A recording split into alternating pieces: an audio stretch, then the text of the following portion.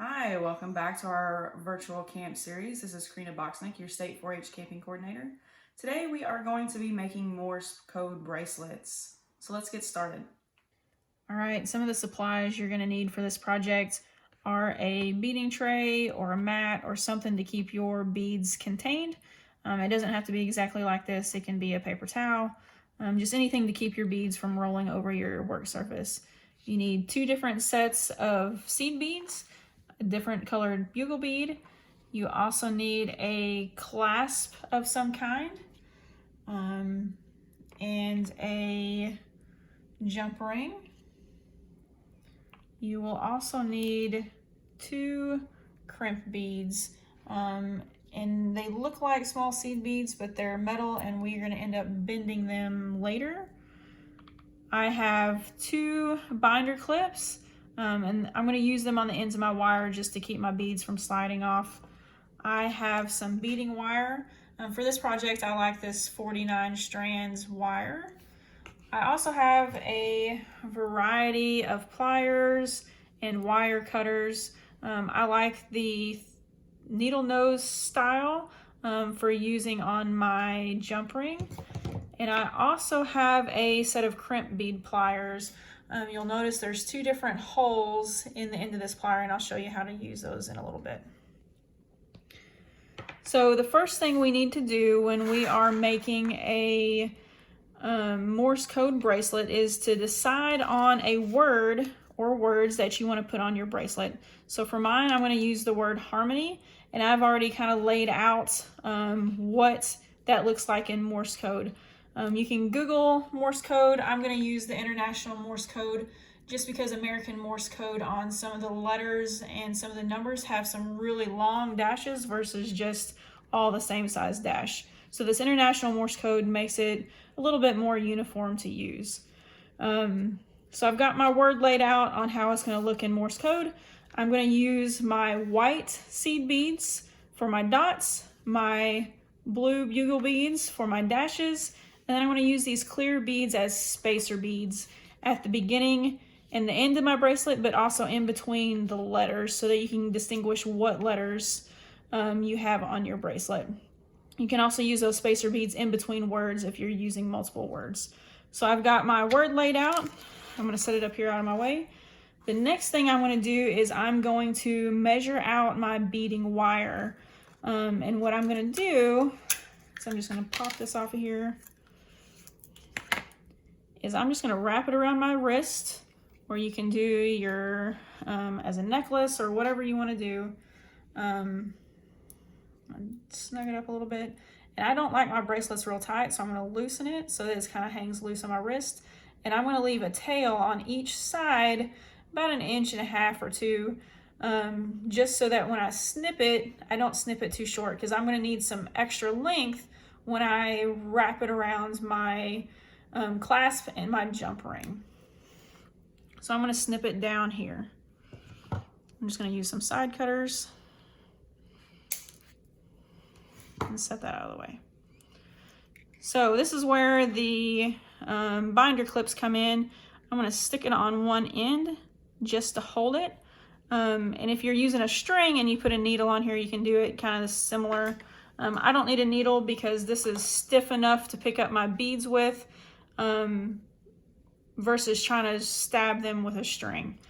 So I'm going to, because I don't know how much space my word is going to take out, I'm going to start out with 5 of these clear beads for my spacer beads on the end of my bracelet.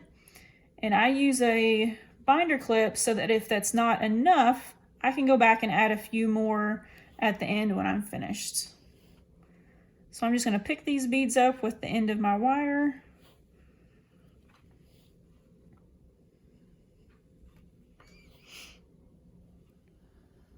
So that's 4. I'm going to snag 1 more.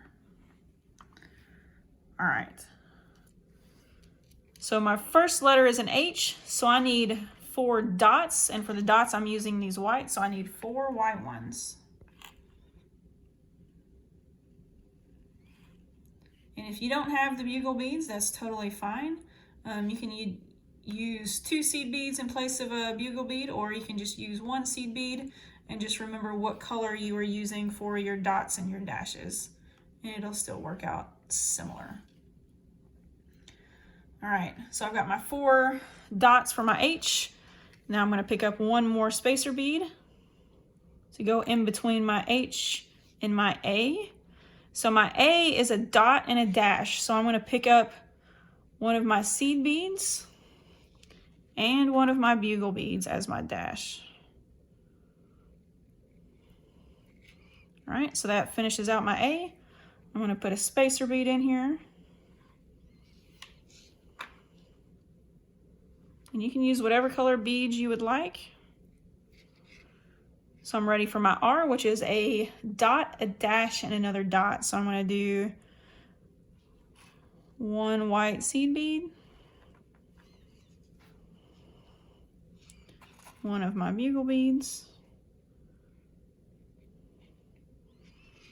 and then one more white seed bead.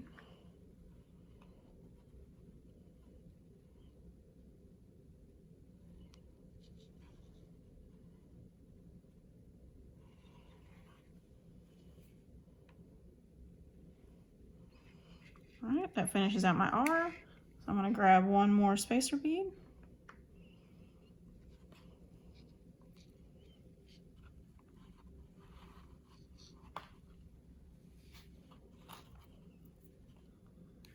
I have to pick it up.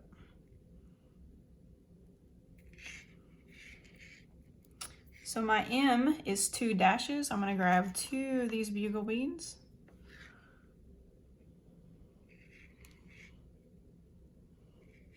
And that's my M. I'm going to grab a spacer bead.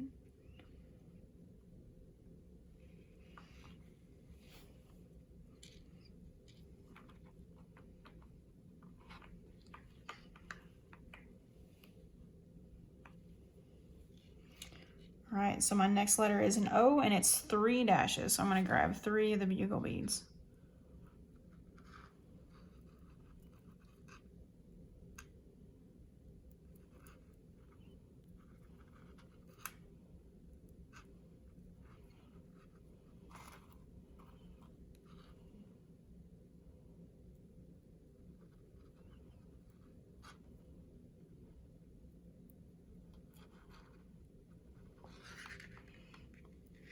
I'm going to grab another spacer bead.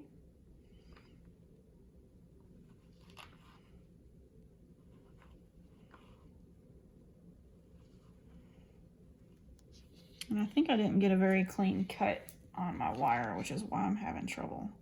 So I'm going to snip off a little bit.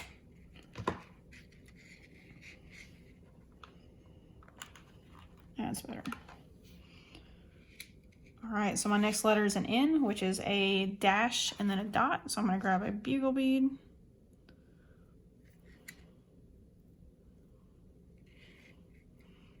And then one of my white ones for my dot.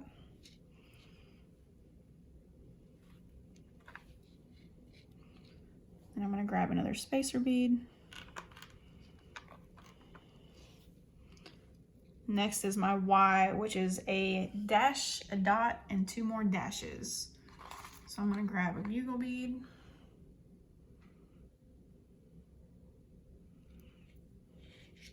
One of my white seed beads, and then 2 more bugle beads.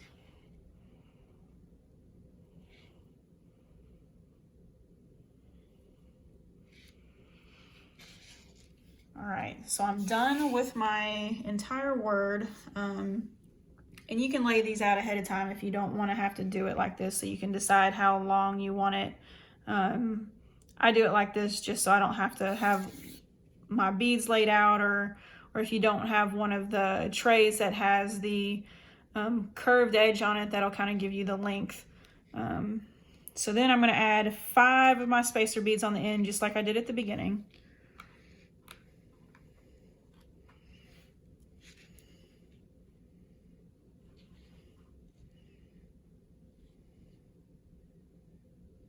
After I get these 5 on there, I'm going to see how the length looks and see if I need to add any more. So to do that, I'm just going to kind of grab it, kind of ease my wrist in there, I'm gonna pull it around, and I need to go quite a bit. So I think I'm gonna add about 10 to each end, and then I'll test it again. So I'm gonna add 10 spacer beads to each end of my bracelet.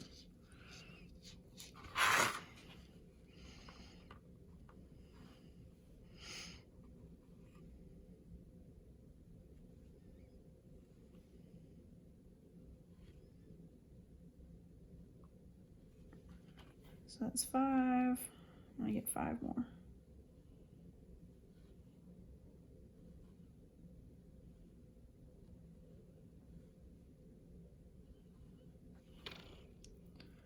All right, I'm gonna grab my other binder clip. I'm gonna clip off this end, and then I'm gonna add 10 more to our beginning end.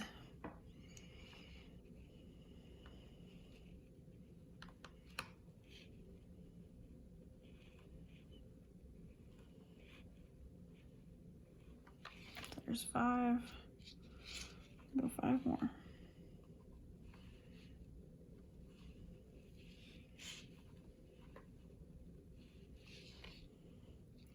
All right, I'm going to test the length again, just like I did before.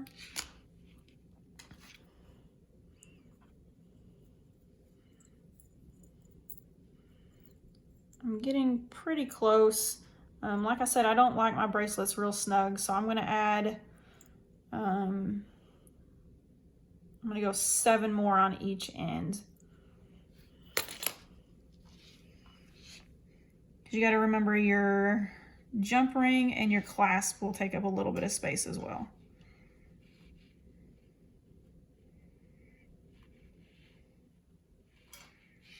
There's 3.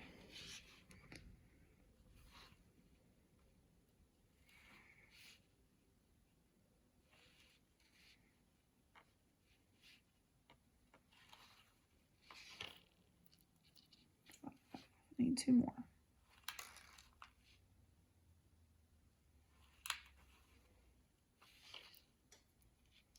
Okay, so I'm going to clip off this end and add 7 more to the other end.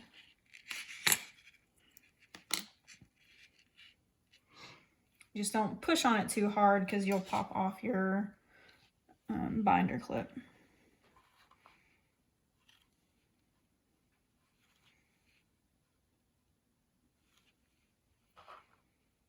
That's 4.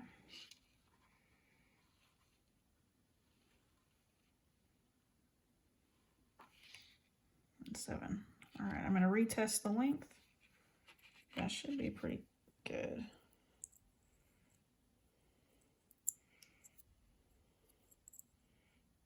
All right, I think that's pretty good for me. I'm going to add my clasps. So this is where the clasp and the jump ring, but also these crimp beads come in.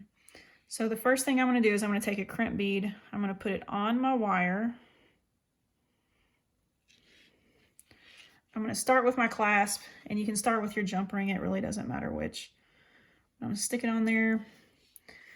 And then I'm going to put my wire back through this crimp bead.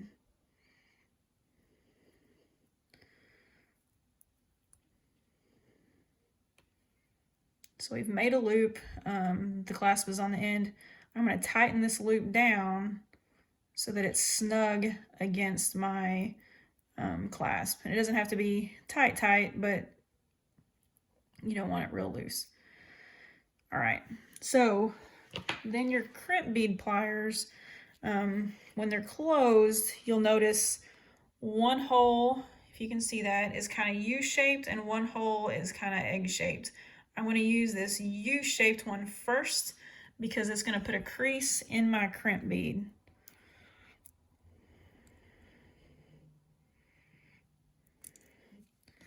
So it's made my crimp bead kind of U-shaped. Now I'm going to put it in the other hole next, and what it's going to do is it's going to bend it around itself, and it'll make this crimp bead smaller, and it'll snug up around those wires. And you can do this with a regular pair of pliers. It's just easier with these crimp bead pliers. So it has made a U around itself and then you've pinched it together. So now what I'm going to do is I'm going to feed this loose tail back through some of these beads just to hide it. And if you don't want to feed quite that much, you can just snip it off.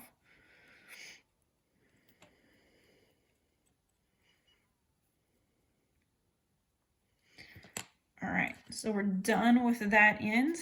We're going to go back to this other end, and this one's going to be a little bit trickier just because we have to feed the tail through the beads before we tighten the crimp bead on. So we're going to put the crimp bead on, just like what we did before.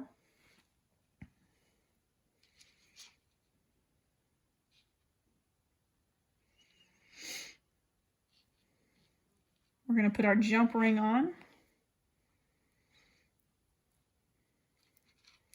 And we're going to slide the crimp bead down close to the beads that you have put on your bracelet. And I'm going to take the tail and I'm going to feed it through the crimp bead, but also through some of those seed beads that are already on my bracelet. And if you can't get it fed good, you can back that crimp bead up and get it started.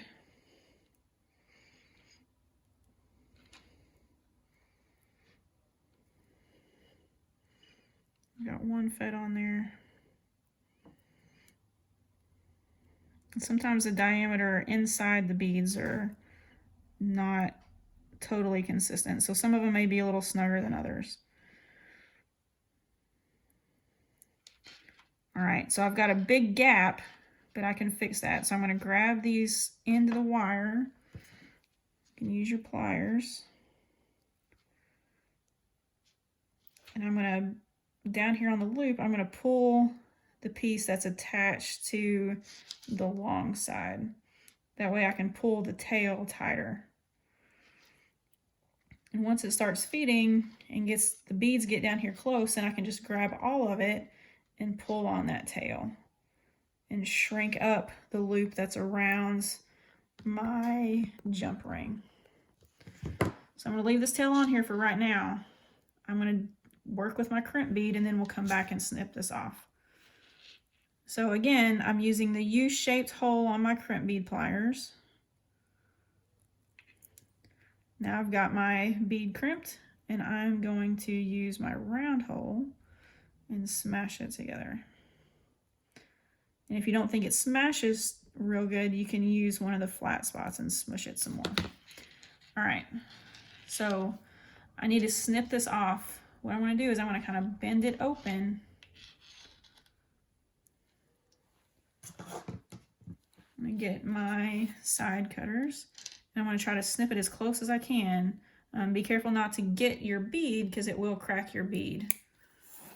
And then I'm just going to kind of work that last little piece of wire back under my beads. So now if you'll remember which end is the beginning of your word and which piece of your hardware is on there, you'll be able to read it correctly. And on these jump rings, you'll notice that they're a little bit off center, or if you need to add jump rings to pieces, make sure when you're opening and closing jump rings, you twist them open and twist them closed instead of pulling them open. So what I mean by that is if I need to open it, I'm going to go from side to side to twist open. And when I close it, I'm going to do the same thing.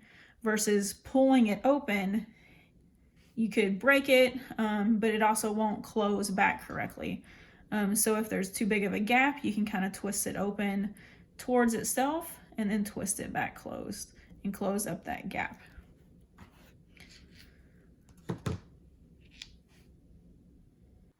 All right, that finishes up this week's project.